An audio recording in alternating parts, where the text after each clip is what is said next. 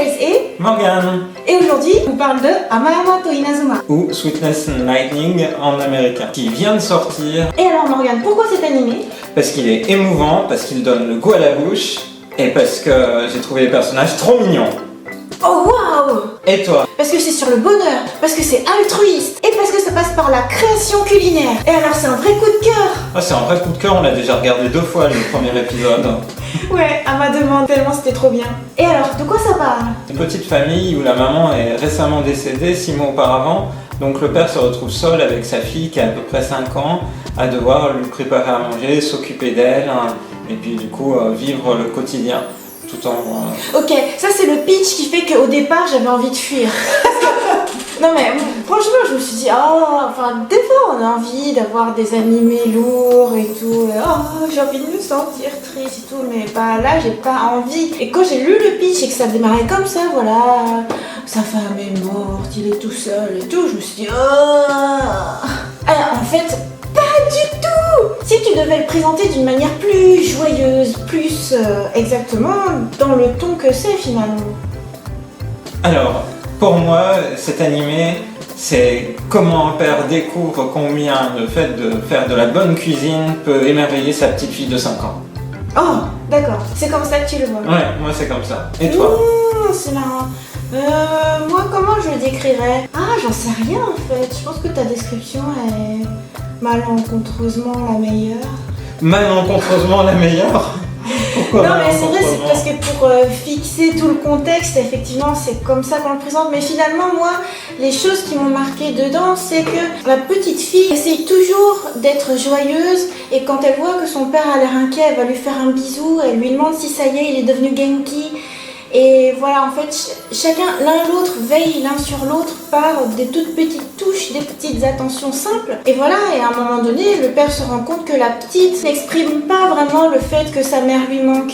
Ça va être par un petit détail qui fait que tu crois que tu pourrais écrire une lettre à maman pour qu'elle nous cuisine un bon plat. Ça attend très fort le père parce qu'il veut pouvoir la rendre heureuse. Et du coup, ça passe par la nourriture. Et du coup là, je suis contente. C'est vraiment incroyable combien ça donne envie. Alors là, le premier épisode, il parle de nabe gohan, donc de riz fait dans une grande marmite japonaise traditionnelle. C'est incroyable à la fois dans la préparation et puis dans la manière dont les personnages dégustent ce riz à la fin. Oh là là, il était 23h quand on a regardé cet épisode, mais ça me donnait vraiment envie de manger du riz qui avait l'air moelleux, luisant, lumineux, c'était vraiment incroyable. Mais c'est la base de l'alimentation japonaise et c'est par la base que commence cet animé. Et ça commence vraiment super bien. Ouais, ça commence super bien, c'est mignon, les personnages sont attachants, c'est dynamique, la musique est chouette, à la fois la musique de fond, mais aussi les génériques. Je trouve que ça donne tout de suite envie d'aller plus loin. Le générique de fin, il est fait par un groupe qui a fait récemment un générique pour My Hero Academia. C'est à la fois joli, dynamisant, on se sent bien en fait en regardant cet animé. Ça me rappelle un petit peu Balakamon dans le sens où il y a une petite fille qui est pleine de joie de vivre envers et contre tout, et du coup en fait ça vient vraiment donner à l'animé global un petit peps. Et ce qui est marrant en fait, c'est que son père est enseignant, Morgan. Ouais, c'est rigolo. Pour rappel, Morgan est enseignant-chercheur. Et la condition des enseignants au Japon, ça a toujours l'air vraiment super ardu. Et du coup, élever un enfant seul, en mode monoparental, c'est vraiment difficile. Mais avec cette petite, il reste de la joie de vivre. Et d'ailleurs, ce que j'aime bien, c'est qu'elle est super fan de Magigal. En fait, c'est des magical girls. Et c'est ce qui va accompagner sa vie chaque matin et tout ce qui la passionne. En fait, je sais pas, je me sens proche de ces personnages. Disons, c'est des personnages comme nous et qui se laissent pas abattre. C'est ça que j'aime bien. Parce que des animés style Anohana, par exemple, c'est très bien, mais là... ça démarre tout de suite sur quelque chose de frais, ça s'attarde pas. Je sais pas, par exemple, Un drôle de père, que j'ai adoré au passage, mais Un drôle de père, ça commence sur cette lourdeur du décès. Et là, c'est toujours survolé. Et au moment où vraiment on en parle, en fait, c'est un moment émouvant parce que c'est un peu comme une résolution. On a les larmes aux yeux parce que ça y est, on a permis à la petite de retrouver cette pure joie qui peut la faire oublier l'absence de sa mère sans doute, enfin cette pure joie tout court en fait. Oui, cette pure joie que lui confère la nourriture, une bonne nourriture. Ouais, bien manger, c'est Ouais. source de bonheur. Et alors il y a un autre personnage auquel on n'a pas encore parlé. C'est une lycéenne que la petite famille croise en allant voir des cerisiers et en fait c'est un personnage qui pleure en même temps qu'elle mange. Alors au départ la petite fille de cet animé croit que en fait elle est triste, qu'elle est là toute seule à contempler les cerisiers, mais en fait pas du tout. Elle pleure de joie parce qu'elle pleure de bonheur par rapport à la nourriture qu'elle porte à sa bouche. On voit l'intrigue, c'est-à-dire que le père va aller apprendre à cuisiner avec cette lycéenne. La nourriture que mange cette fille en pleurant, c'est la nourriture que lui a préparée sa mère alors qu'elle est overbookée. On ne sait pas encore grand chose de sa mère, mais apparemment sa cuisine à elle est vraiment à en pleurer, c'est bon comme ça. Alors que les bento sont juste bons comme ça. Pourtant c'est bon les bento japonais. Oui, c'est vrai. Oui, bon, bah, c'est la vraie cuisine familiale là, puis la vraie cuisine traditionnelle faite à la main. En fait c'est de la cuisine avec du sentiment à l'intérieur. C'est ça, de l'émotion et du sentiment. Au passage, quand il y avait le hanami, tout de suite tu t'es dit « Oh, c'est un yoyogi ?» Ah ouais, parce que comme souvent maintenant dans les animés récents, il y a un effort fait sur les décors qui sont très photoréalistes, hein. C'est souvent du travail d'après-photo d'ailleurs. Ouais, c'était On le magnifique. voit bien. Il y a un vrai travail des décors d'après-photo à mon avis et c'était vraiment incroyable. On trouvait vraiment l'ambiance des cerisiers en fleurs à Tokyo. Donc c'est pour ça que je me suis dit, ah tiens, on dirait Yoyogi. Ouais, soit Yoyogi Koen, soit Ueno Koen, C'est vrai. l'un ou l'autre. Mm. On retrouve cette ambiance-là. Et alors, qu'est-ce que tu vas ajouter? En fait, là encore, c'est un animé qui est adapté dans le manga, qui a commencé en 2013, il y a déjà 6 tomes au Japon. On peut le trouver de manière légale sur les bookstores japonais ou Kindle ou autre. Et du coup, c'est sympa de pouvoir redécouvrir, après avoir vu l'animé, c'est le petit univers en question. Donc voilà, c'est inspiré d'un manga, comme bien souvent à la fois pour les films et puis les séries animées au Japon. Et d'ailleurs, l'animé est très joli. On retrouve bien le chara-design du manga. Cela dit, le manga, je le trouve un peu moche. Le manga, après, là, c'est un seinen manga, c'est-à-dire un manga pour adultes. C'est publié dans Good Afternoon chez Kodansha. Une œuvre qui va mettre plus peut-être d'effort dans les émotions et puis dans les situations qui sont dépeintes. Je trouve qu'effectivement, il y a un énorme effort fait sur l'adaptation animée. Parce qu'en animé, c'est juste splendide, hein. Les personnages, la manière dont ils bougent. Et alors, qu'est-ce qui nous a amené à cet animé? En fait, on regardait la série de Simulcast qui est disponible sur Crunchyroll et on est tombé sur cet animé-là sans trop savoir de quoi ça parlait parce que j'avoue, je n'avais pas entendu parler du manga ni de l'animé auparavant, à part le voir listé dans une série d'animés qui allait être disponible en France là durant ce mois de juillet. Donc pur hasard, mais un super bon hasard, j'ai vraiment adoré. Donc ça va être en 12 épisodes à suivre tout l'été. Alors Morgane, on va entamer les appréciations maintenant. On va vous donner plus de clés, donner des petites étoiles pour résumer un petit peu plus notre appréciation. Alors Morgane, combien d'étoiles Pour moi, c'est un animé 5 étoiles. 5 sur 5. 5 sur 5. Je pense que 5 sur 5, j'en donne 1 ou 2 par saison. C'était vraiment incroyable, vraiment une excellente découverte. J'espère que les épisodes qui suivront seront du même tonneau, c'est-à-dire avec autant d'émotion, de dynamisme, de joie de vivre.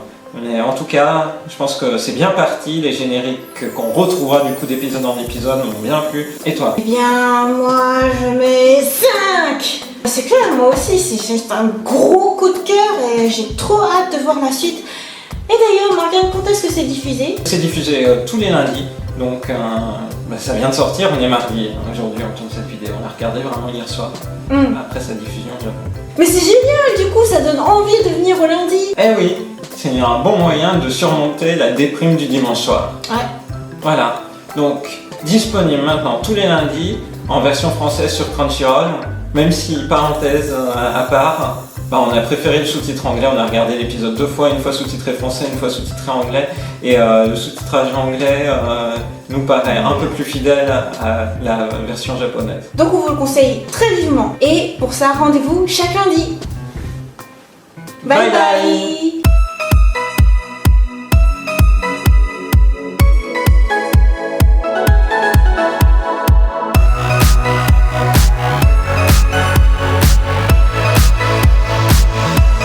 Alors je pense que ça c'est une partie mettrai dans les bonus. Morgane, que penses-tu de gaishoku, manger toujours à l'extérieur, que ce soit en family restaurant ou acheter son bento préféré dans pourtant une boutique spéciale bento, donc ce sont des très bons bento. C'est-à-dire en fait tout ce qui est décrit dans cet animé, que fait le père parce qu'il est très occupé, mais il fait quand même un effort, il prépare le bento pour la petite fille et tout. Mais voilà, ce style de vie qui était le nôtre il n'y a pas si longtemps que ça quand on était à Tokyo. C'est vrai.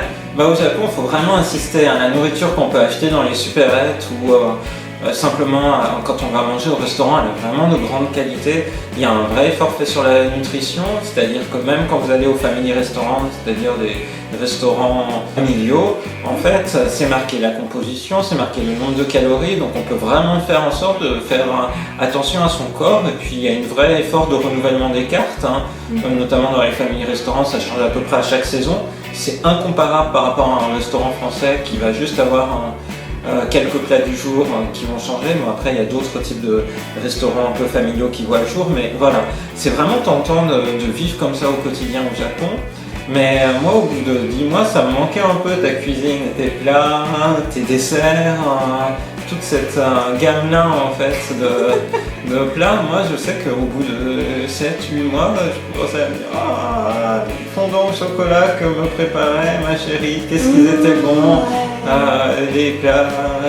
Alors pour préciser, à l'époque on n'était pas encore vegan et du coup la nourriture qu'on trouve au Japon, de toute manière, elle est beaucoup plus équilibrée, il y a beaucoup plus de légumes, du riz, de bons apports. Moi je me disais, j'en profite, c'est quelque chose auquel on a difficilement accès en France. Je veux dire, les sushis brochettes, c'est pas la vraie cuisine qu'on mange tous les jours au Japon. Et puis en plus au Japon, j'étais pas équipée, j'avais pas de four, j'avais pas grand chose. À chaque fois qu'il y a des japonaises qui me demandaient, ah oui, est-ce que t'as un supermarché à côté de chez toi? Non, j'habite en plein cœur de Tokyo. Est-ce que tu fais la cuisine tous les jours? Pas vraiment, mais on profite beaucoup des restaurants japonais. Et à chaque fois, la réaction c'était, ah là, taïen, genre, mais c'est horrible. Et on l'a pas vécu du tout comme ça. Non, on a vraiment bien vécu. C'était un moment qu'on a bien apprécié. Pouvoir justement composer, aller dans différents types de restaurants, découvrir différents types de nourriture aussi. Donc du coup c'est marrant parce que toute l'intro de l'animé c'est pour montrer un petit peu ce côté un peu malbouffe fast-food alors que ce sont pas des fast-food, c'est de la bonne nourriture quoi. Donc du coup pour moi au début c'était Ouais, c'est pas des fast-food au sens occidental du terme en fait, ce que les Japonais appellent fast-food, ou même le père là qui fait des bento avec différents ingrédients. Il y a du riz, des haricots, des légumes, du hamburger. C'est plutôt joli, c'est élégant. C'est ça, mais en fait, dans l'idée de ce dessin animé, c'est vraiment d'insister sur la transformation du produit brut en produit final, un plat final. Alors que là, le père au début, il part déjà de produits transformés pour en composer le plat final. C'est-à-dire que ça n'a pas été made from scratch avec du cœur dedans. Voilà, ça c'était la parenthèse qui sera en fait un bonus.